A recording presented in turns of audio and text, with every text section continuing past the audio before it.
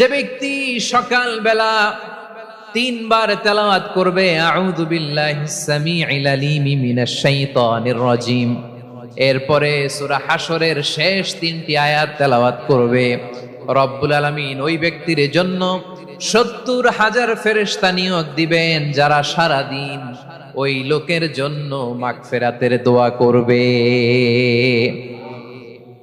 শুধু এখানেই শেষ নয়, বিশ্বনবী ফরমান ওয়া ইন মাতা ফি যালিকাল ইয়াউমি মাতা শাহীদান, ওই দিন যদি ওই ব্যক্তিটা ইন্তেকাল করে সে শহীদ হয়ে কিয়ামতের দিন আল্লাহর সামনে দাঁড়াবে।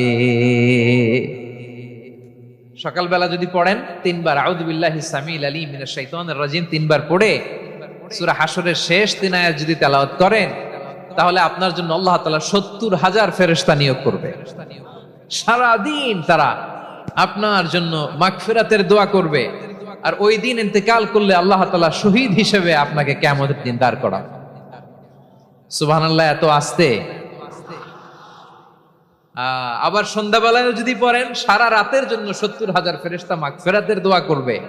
ওই রাতে মারা গেলে শাহাদাতের মৃত্যু নসিব হয়ে যাবে।